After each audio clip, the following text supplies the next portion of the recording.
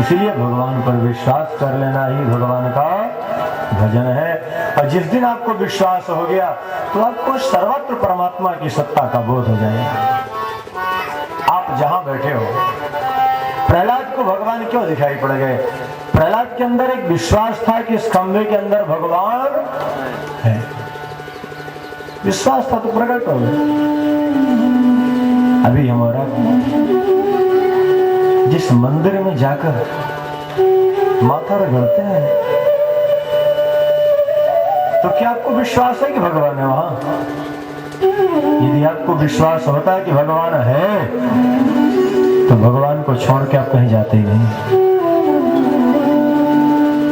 अभी मंदिर में नहीं पहुंचे हो, भगवान का दर्शन भी नहीं हुआ है। जिस दिन भगवान का दर्शन कर लोगे तो आपके जीवन की दशा वही होगी जैसे हमारे पूज्यपाल सूरदास जी महाराज लिखते हैं, मिले रहत मानो कबहू मिले ना। आप भगवान का दर्शन करने जब जाएंगे, आके बिहारी का या राम जी का, जिस किसी का भी जैसे दर्शन करके चलने लगेंगे तो अंदर से एक आवाज आएगी, अभी भगवान के चरणारविंद का दर्शन नहीं हुआ है, फिर लौट के आ जाओगे। फिर चलने लगे, अभी भगवान के मुखारविंद का दर्शन तो हुआ ही नहीं, फिर लौट के आ जाओगे। जब बार बार लौट के वहीं पर आने लगो तो समझ जाना आज मुझे प्रभु का दर्शन हो गया है। लेकिन ये बताओ सत्संग में बैठने वालों, क्या कभी आज तक इस रूप में दर्शन किए हो क्या? भीड़ है, लाइन में लगे हैं, गए प्रणाम की, चलो चलो एक झलक मिलेगी बस, चलो आगे बढ़ो। नहीं, क्यों निकल गए? क्योंकि भी दर्शन नहीं किया। किसकी क्या हिम्मत है, कोई नहीं भगा सकता बहन जी। जिस दिन अंदर की चेतना जागृत हो जाएगी ना तो कोई नहीं भगाएगा हमको।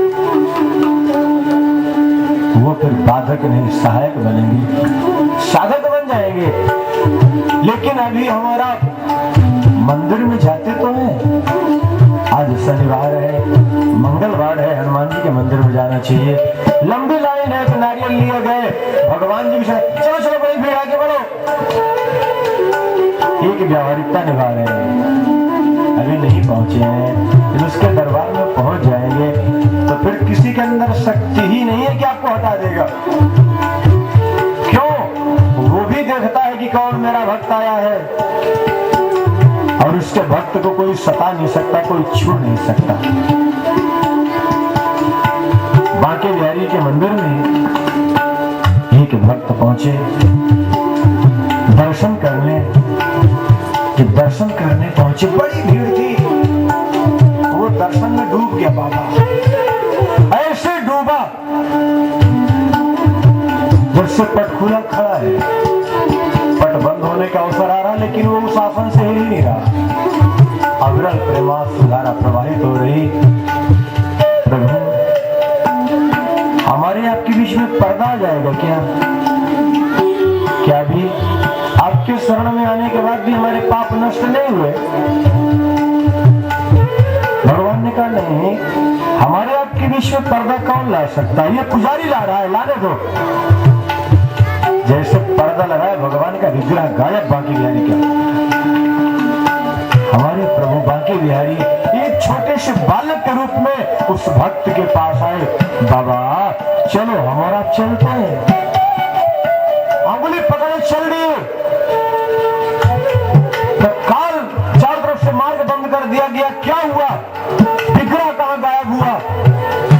खोजने लगे, एक बड़ा विलक्षण बालक दिखाई पड़ा, इसके पास जो सुबह से रो रहा था उसे की अंगुली पकड़े कह रहा है, बाबा चलो ना हम आपके साथ चलेंगे। पुजारी लोग आए, उस साधक के चरणों में लिपट गए, आप मत जाओ, मेरे ठाकुर को लेके मत जाओ, यही मेरे बांके बिहारी है। भगवान ने कहा देखो मैं एक शर्त पर रुकूंगा, आप जो कहे सब करने को तैयार है। यदि ये मेरा भक्त यहाँ रहेगा तभी मैं रहूंगा, नहीं जहां ये जाएगा मैं वहीं चला जाऊंगा। उस भक्त को वहीं पुजारी लोग रोके और बांके बिहारी की तरह उसकी सेवा करने लगे। तभी से बांके बिहारी मंदिर में पर्दा कर देते हैं। 5 मिनट कोई दर्शन नहीं किया कि पर्दा लगा देते हैं। आज भी बांके बिहारी का जो विग्रह है ये प्रत्यक्ष कृष्ण का स्वरूप आगे बताएंगे आपको। आप 10 मिनट केवल दर्शन कर लें, फिर आप देखिए आपको क्या मिलता है। आप जो चाहते हैं प्रत्यक्ष सामने होगा आपके, लेकिन दर्शन करना पड़ेगा। अभी यहां से चारों धाम की यात्रा में जा रहे हैं, बद्रीनाथ पहाड़ी में चढ़ते हुए गए, बड़ी भीड़ है, अरे चलो चलो हो गया, प्रणाम कर लिया, आगे बढ़ो। लौट के आए, चारों धाम करके आए हैं, चलो इनसे मिलाए। अरे क्या बताएं, इतनी ठंड पड़ती थी वहां, ऐसी पहाड़ी, ऐसी चढ़ाई, अरे राम राम, नीचे अलकनंदा थी, बस गिरती तो कोई बचते नहीं। वो बर्फ की पहाड़ी, बर्फ की चट्टान। अरे पगले, तो क्या यही देखने गया था क्या? यदि बर्फ की चट्टान वहां देखने गया था, अलकनंदा की धार देखने गया था, पहाड़ देखने गया था, तो पहाड़ तो यहीं देख रहा था। उतनी दूर गया था, कम से कम बद्री विशाल का दर्शन कर लिया। और कदाचित उसका दर्शन करके आए होते तो आपके सामने जब बैठते तो यही कहते, क्या बताऊं, क्या सुंदर छटा है उस प्रभु की, मुझे तो साक्षात भगवान का दर्शन हो गया। वहां से आने की तो इच्छा ही नहीं हो रही थी, अब तो लगता है कि बस वहीं चला जाऊं, बार बार मन वहीं जा रहा है। जब बद्रीनाथ की यात्रा करने वाले ये बोलते हैं, क्या बताइए क्यों नहीं बोलते? क्योंकि दर्शन करने गए ही नहीं, अभी मंदिर में नहीं पहुंचे हैं। जिस दिन मंदिर में पहुंच जाएंगे, आप भगवान के दर्शन के लिए जा रहे हो ना। स्वामी रामकृष्ण परमहंस जब मंदिर जाते थे दर्शन करने, उनके अंदर एक कल्पना होती थी, आज मैं जा रहा हूं, आज मेरी माँ मुझसे बात करेगी, अपने गोद में बैठाएगी, आज मुझे माँ का स्पर्श मिलेगा, मेरी माँ मेरे सिर पर हाथ फेरेगी। कल्पनाएं करते हुए जा रहे हैं। जब मंदिर के पास पहुंचे और प्रत्यक्ष स्वरूप में दर्शन नहीं हुआ तो रो पड़ते थे, माँ कितना भाग्यहीन हूं, मुझसे बड़ा भाग्यहीन संसार में कौन होगा जिसको माँ की गोद भी नसीब न हो। जब स्वामी रामकृष्ण परमहंस रोते ही रह गए तो एक दिन ऐसी स्थिति आई, जब मंदिर का किवाड़ खुला तो पत्थर की मूर्ति नहीं, साक्षात भगवती माँ पराम्बा काली बैठी हुई थी। आओ बेटे रामकृष्ण, मैं तो तुम्हारी प्रतीक्षा में ही बैठी थी, आपके जैसे बालक मुझे बहुत प्रिय लगते हैं। ये बताइए, हम और आप मंदिर दर्शन करने जाते हैं तो क्या इसी भावना से जाते हैं, आज मेरा प्रभु बैठा होगा, आज मुझसे बात करूंगा, वो मेरे पिता है, मुझे पिता की गोद मिलेगी। इस भाव में आज तक गए मंदिर क्या? जब इस रूप में गए ही नहीं तो मिले कैसे? वो मिलने को तैयार बैठा है, वो कहता है मेरे मार्ग में तू एक बार चल तो सही। जन चाले एक पावड़ो तो मैं चालू 100 कोस, कोई मेरे मार्ग में एक कदम चले मैं उसके लिए 100 कोस चलने को तैयार हूं। अभी तो भक्तों केवल जाते हैं औपचारिकता पूरी करने, आज अमुक दिन है मंदिर है, एक नियम बना लिया है, इस दिन मंदिर जाते हैं, आज पहुंच नहीं पाए, बहुत लेट हो गए, चलो 2 मिनट के लिए चलते हैं मंदिर, हुआ नियम पूरा हो जाए। क्यों बहन जी, गलत तो नहीं कह रहा हूं ना?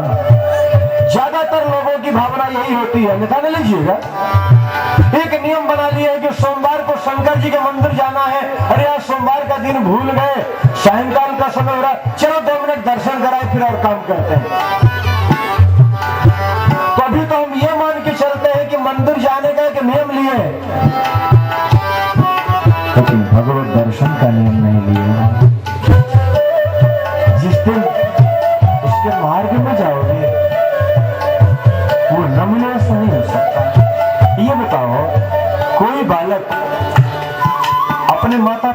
मिलने के लिए आए तो माता पिता उससे मिलेंगे कि नहीं मिलेंगे? बोलो, मिलेंगे ना। तो क्या हमारा परम पिता परमात्मा इतना निष्ठुर है? क्या हमारी माँ राधा रानी इतनी निष्ठुर है? क्या हमारे पिता केशव इतने कठोर हैं? हम जाएंगे दर्शन करने, अपनी माँ राधा रानी की गोद पाने, अपने परम पिता श्याम सुंदर का गोद पाने जब जाएंगे तो ऐसा नहीं हो सकता मुझे गोद ना मिले। ध्रुव छोटा सा बालक पिता की गोद पाने गया, उस बालक को गोद मिल गई। अभी प्रसंग सुनाते हैं आपको। वो ध्रुव 5 वर्ष का बालक अपने पिता की गोद के लिए चल पड़ा, भगवान को प्रकट होना पड़ा। तो क्या हम और आप जाते तो हमको आपको उसकी गोद में मिलती? क्या जरूर गोद मिलती, लेकिन आज तक मंदिर गए ही नहीं। एक नियम ले लिया है, चलो शनिवार को हनुमान जी, गुरुवार को साईं के मंदिर में, या शुक्रवार को साईं के मंदिर में, या सोमवार को शंकर के मंदिर में। नवरात्रि आ रही है, देखो 9 दिन कितनी भीड़ होगी देवी के मंदिर में। तो क्या काली माँ या शारदा दुर्गा 9 दिन ही रहती है मंदिर में, बाकी कहीं चली जाती है क्या? अरे जो आस्था तुम्हारे अंदर नवरात्रि प्रकट है, कहीं ये 9 महीने हो जाए तुम्हारे अंदर ये भावना, तो तुम्हें तो साक्षात्कार हो जाए। नहीं, नवरात्रि में चलना चाहिए। गांव देहातों में जहां कहीं देवी का मंदिर होगा, सब नवरात्रि में एक दिन तो जरूर जाते हैं। बाकी दिन भगवती कहां चली गई? बाकी दिन प्रभु कहां गए? शनिवार मंगलवार को हनुमान जी याद आ गए, लड्डू ले जाकर के मुख में ठूसेंगे, भोग लगा रहे हैं, बाकी दिन नहीं रहते क्या? कहीं चले जाते हैं? अभी भगवत दर्शन कैसे करना है नहीं समझ पाए। भगवत दर्शन कैसे करना है ये भी जानना पड़ेगा हमको, आपको। और ये जानने के लिए कहाँ जाना पड़ेगा? सत्संग में, किसी सतगुरु के शरण में। गुरु बिन भवनिधि तरय न कोई, गुरु बिन भवनिधि तरय न कोई, जय गुरंची सम कर सम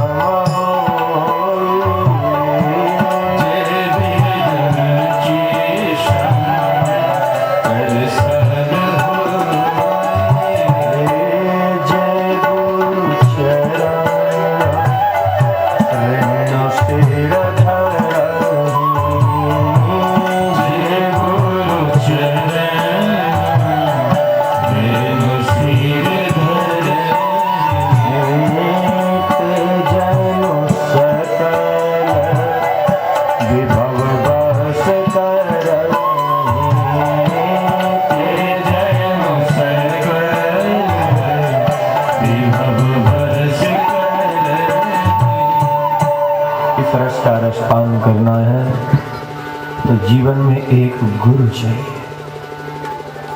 गुरु कैसा हो? गणति अज्ञानम, जो हमारे आपके अंदर अज्ञान रूपी अंधकार है उसको निगल ले, माया के अंधकार को निगल कर कृष्ण तत्व रूपी प्रकाश हमारे अंदर जो प्रकट कर दे, ऐसा गुरु चाहिए।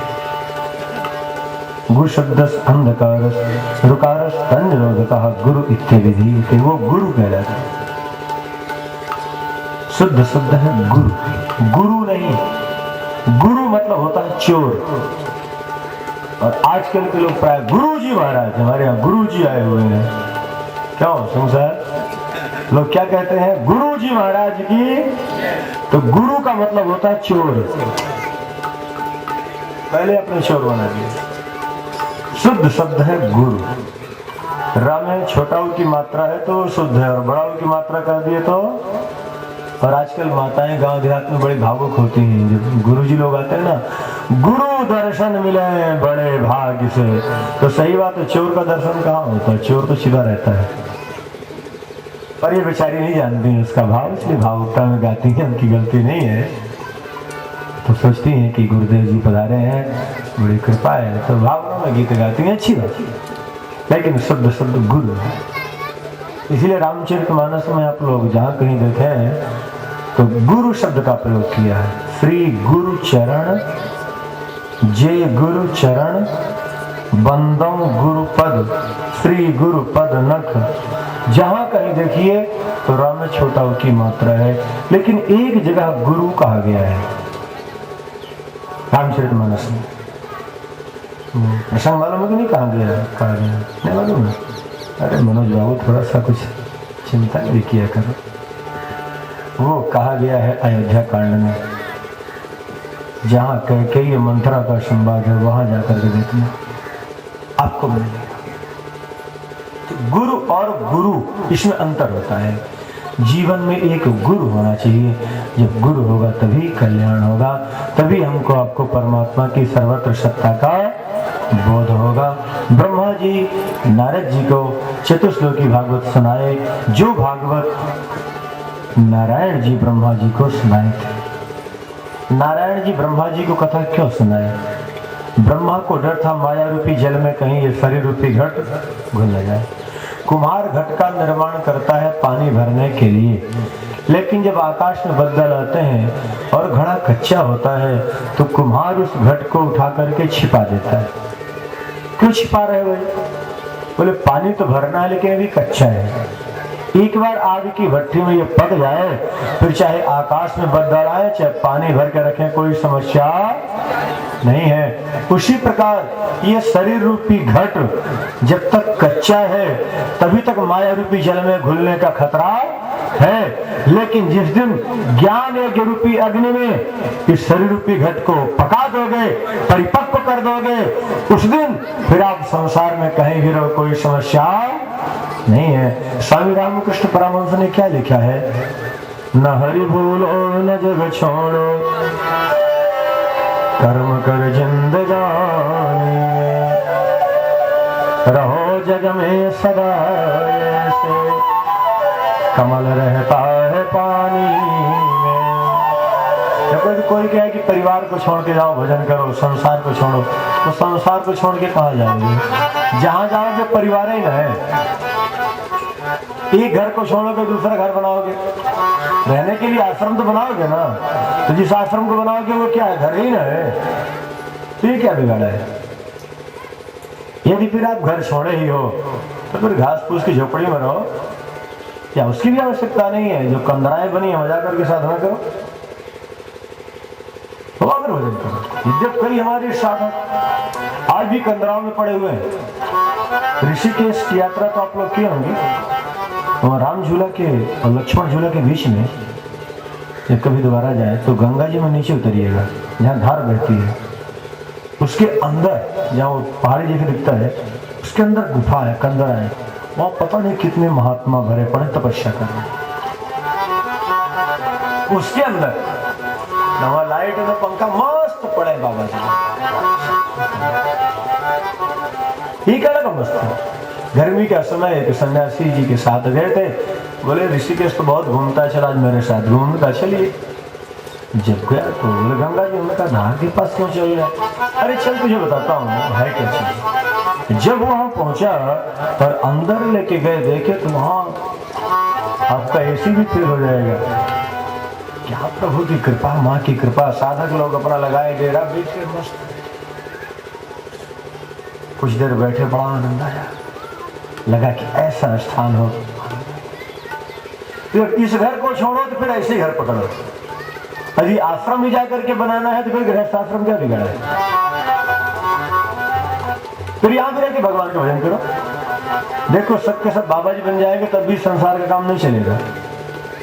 अर्जुन बाबा जी बनने को तैयार था, भगवान ने कहा तुझे बाबा नहीं बनना, तुझे जो कहता हूं वो कर।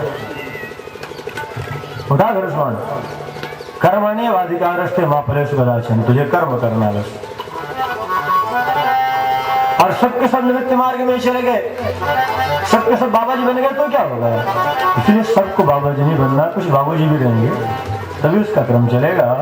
तो चतुश्लोकी भागवत का वर्णन, इसके बाद महापुराण के 10 लक्षणों का वर्णन किया गया है। विदुर मैत्रेय उद्धव का बड़ा पावन संवाद ब्रह्मदेव जब सृष्टि का कार्य करते हैं तो ऐसी सृष्टि की रचना करते हैं जो एक दूसरे को खाने लगी। ब्रह्मा को आया, क्रोध नष्ट कर दिए। उसके बाद फिर रचना प्रारंभ किए, उद्भज, अंडज, स्वेदज। मानसिक सृष्टि जब करते हैं तो सब के सब बाबा जी बन गए, निवृत्ति मार्ग में जा रहे हैं। ब्रह्मा जी सोचते हैं मैं कब तक भटकता रहूंगा। चिंतित हुए, उनके शरीर के दो भाग हुए, नर और नारी। तब संकेत मिला नर को रोकना हो तो नारी बनाओ। मनुष्य रूपा की उत्पत्ति हुई। जैसे ही मनुष्य रूपा की उत्पत्ति हुई सर्वत्र जल ही जल। जब सर्वत्र जल ही जल था, मनु जी ने कहा पिताजी मैं रहूं कहां। ब्रह्मदेव को चिंता हुई। छींक आई नासिका से, भगवान वाराह का प्राकट्य हो गया। भगवान वाराह जल के अंदर प्रवेश किए, अधरोष्ठ पर पृथ्वी को धारण कर लेके आ रहे थे। हिरण्याक्ष भगवान को गालियां देने लगा। परीक्षित ने कहा गुरुदेव मैं इस प्रसंग को समझा नहीं, ये पृथ्वी रसातल पर कैसे चली गई, ये हिरण्याक्ष कौन है, विस्तार से बताएं। तब भगवान ने कहा सुनो,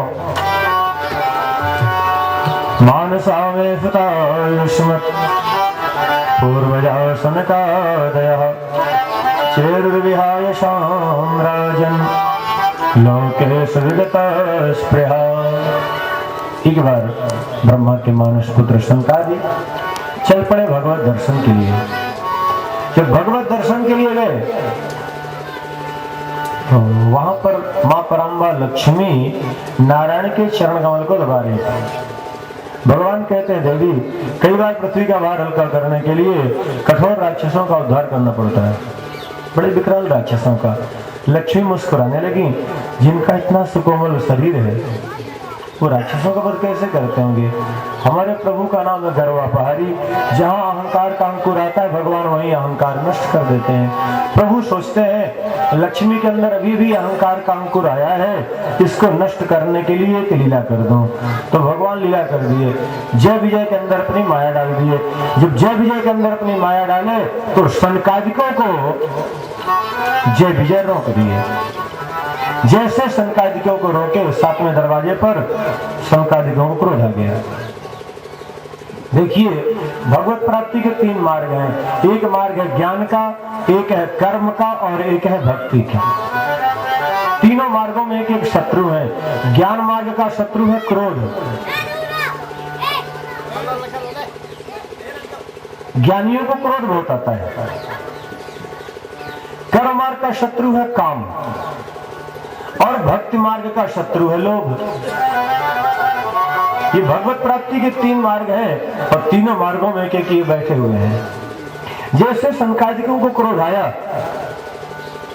तो जय विजय को श्राप दे दिए, तुम वैकुंठ में रहने के लायक नहीं जाओ, तुम्हारा पतन हो जाए, तुम राक्षस बनोगे। जैसे आक्रोश आया इनको भी आक्रोश, इतने भगवान का प्राकट्य हो गया। भगवान को देखते क्रोध शांत हो गया।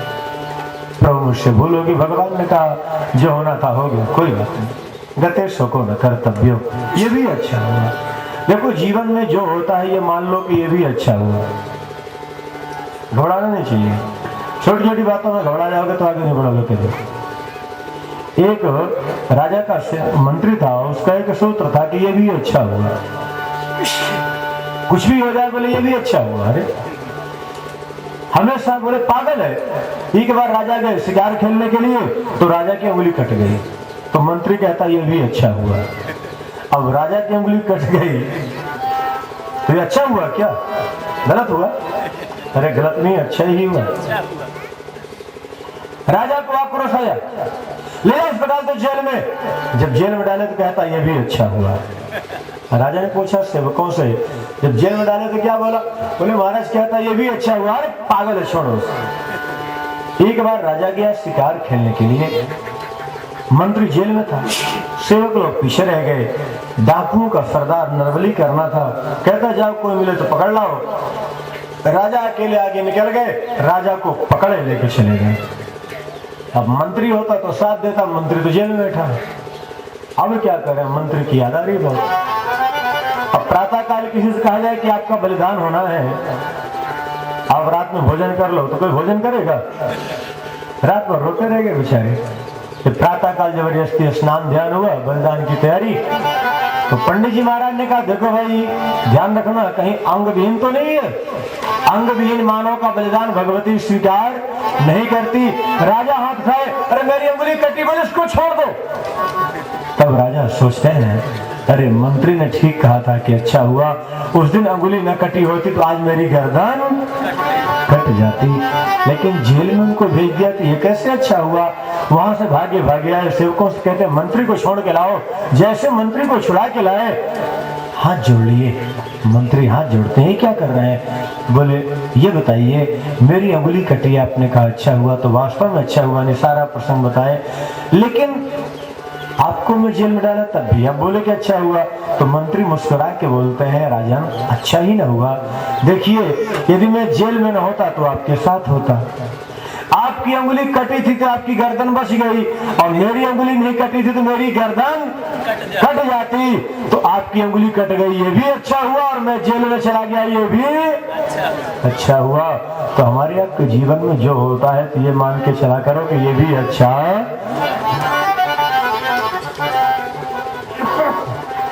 जब जीवन का ये सूत्र बना लोगे कोई समस्या नहीं होगी। भगवान ने कहा मेरी इच्छा से चलो। शंकादिकों ने कहा प्रभु इनका पतन होगा, इनको 3 बार बनना पड़ेगा राक्षस। वही आते हैं हिरण्याक्ष, हिरण्यकश्यप, रावण, कुंभकर्ण, शिशुपाल और दंतवक्र बन के। भगवान ने कहा इनके उद्धार के लिए मैं 4 बार जाऊंगा, बारह नरसिंह, राम और कृष्ण के रूप में। शंकादिकों ने कहा प्रभु एक प्रार्थना है क्या? इनके उद्धार का कारण मैं बनना चाहता हूँ। ठीक है। तो वही शनकादि, प्रहलाद, विभीषण और जरासंध के यहाँ पुत्र सहदेव के रूप में आते हैं। पहले इनको यातना मिली है। क्यों यातना मिली है? एक ज्ञान मार्ग के प्रवर्तक होकर क्रोध किए हैं तो उसका फल इनको भोगना पड़ेगा, इसलिए प्रहलाद को यातना मिलती है, विभीषण को यातना मिलती है। यहाँ महर्षि कश्यप की पत्नी दिति गोधूली के समय पहुंच गई, मुझे संतान चाहिए। संत ने कहा देवी ये समय भगवत पूजन का है, चिंतन का है, पुत्र प्राप्ति का नहीं। जब निर्लज्ज हो गई तो संत ने कहा 1 नहीं 2 पुत्र मिलेंगे, लेकिन होंगे महान राक्षस। तब कांप गई, स्वामी मुझसे बहुत बड़ी भूल हो गई, बहुत बड़ा अपराध हो गया। संत ने कहा देखो आपसे भूल हुई है, अपराध हुआ तो बेटे तो होंगे राक्षस, लेकिन अपने पाप का प्रायश्चित कर रही हो। तो मैं आपको वरदान देता हूँ, आपके यहाँ जो पोता होगा भगवान का परम भक्त होगा और आपके पूरे कुल को तार देगा। शास्त्रों में कहा गया है कुलम पवित्रम जननी कृतार्था वसुंधरा पुण्यवती चतेना अपार सच्चित सुख सागरेस्मिन् लीनम परे ब्राह्मण यस्य चेता। वो कुल धन्य हो जाता है जिस कुल में भगवान का कोई भक्त आ जाता है। वो माँ की कोख अमर हो जाती है, वो वसुंधरा पुण्यवती होती है, अमर होती है, जहां भगवान का भक्त जन्म लेता है। हमारे संत गोस्वामी तुलसीदास जी महाराज जिस भूमि पर आए आज लोग उस भूमि को जानते हैं, उस स्थान को जानते हैं। जिस माँ की कोख से जन्म लिए आज उस माँ का नाम भी अमर है। गोद लिए हुलसी फिरे तुलसी 100 सुत हो, आज उस माँ का नाम भी अमर है। कृष्ण की परम भक्ता मीरा जिस माँ की कोख से आई है आज उनके माता पिता अमर है, वो मीरा अमर है। भक्तों हमारे आपके भी तो कोई माता पिता होंगे ना। कौन जानता है हम किसकी संतान हैं, हमारा जन्म कहाँ हुआ है, कौन सी पूंजी एकत्रित कर रहे हो, कौन सा धन एकत्रित है। पुत्र वत्सला माँ वही कही गई है जिसका बालक भगवान का परम भक्त होता है। जिसका बालक भगवान का भक्त न हो उस मां को पुत्र वत्सला नहीं कहा गया है। उसके लिए तो गोस्वामी ने किस शब्द का प्रयोग किया है वो तो गोस्वामी जी जाने। इसलिए भगवान से प्रार्थना करना, हे केशव, यदि आप नहीं आ सकते तो कम से कम अपने किसी भक्त को ही भेज देना। यदि आपका भक्त भी आ जाएगा तो अमर कर देगा। जिस कुल में ध्रुव जी आए हैं, प्रहलाद जी आए हैं, आज वो अमर हैं। लेकिन जिसमें ध्रुव और प्रहलाद जी आए थे, इस सृष्टि में बहुत सारे बालक आए होंगे। जिसमें हमारे गोस्वामी तुलसीदास जी महाराज आए थे, तो क्या अकेले गोस्वामी तुलसी आए थे क्या? और कोई नहीं आया था। जिस गांव में तुलसी जी आए हैं, क्या उस गांव में केवल तुलसी जी थे? कौन किसको जानता है? ध्यान रखना भक्तों, मरोगे मर जाओगे, कोई न लेगा नाम। उजड़ जाई बसाओगे, छाणी वसंत आग्रह। हाड़ जले जस लाकड़ी, केस जले जस घास। सब जग जलता देख के भया कबीर उदास। इसलिए भक्तों का चरित्र सुनने पढ़ने के बाद अपने इस तन को, अपने मन को, अपने आप को भगवतमय बना लो। ऐसा कार्य करना जिससे आपके माता पिता का नाम भी अमर हो जाए, धन्य धन्य हो जाए। कश्यप ने कहा, देवी आपसे भूल हुई है, लेकिन अपने पापों का प्रायश्चित कर रही हो, तो जाओ, मैं आपको वरदान देता हूं। आपके यहाँ भगवान का परम भक्त आएगा, प्रहलाद, जो पूरे कुल को तार देगा। मानव का तन मिला है, कोई न कोई भूल तो हो ही जाती है, कहीं न कहीं कोई न कोई गलती तो हो ही जाती है। यदि भूल हो जाती है, गलती होती है, अपने पाप का प्रायश्चित कर लो। भगवान जरूर कोई न कोई मार्ग आपको दे देंगे। भगवान के भक्त आपको मार्ग दे देंगे। वही दिति जय विजय का जब पतन हुआ, 100 वर्षों तक पुत्रमोह के कारण अपने बच्चों को गर्भ में धारण किए हुए। 100 वर्ष के बाद जन्म हुआ। हिरण्याक्ष बड़ा हुआ, हिरण्यकश्यप छोटा। हिरण्याक्ष का मतलब लोभ, हिरण्यकश्यप का मतलब काम। देवताओं की सारी संपत्ति छीन लिया, पृथ्वी को ले जाकर सातल में छिपा दिया। एक बार समस्त लोगों में विचरण करता हुआ आ रहा था, मार्ग में मिल गए नारद जी। अरे बाबा, युद्ध करना जानते हो, सारा दिन घूमते रहते हो। नारद जी ने कहा, क्यों? मैं तो युद्ध करना नहीं जानता, मेरी भुजाओं में खुजली हो रही है। नारद जी ने कहा, मेरी बात मानो, तो मैं ऐसा योद्धा बताऊंगा कि जीवन में दोबारा कभी खुजली न होगी। ऐसा कौन सा योद्धा है?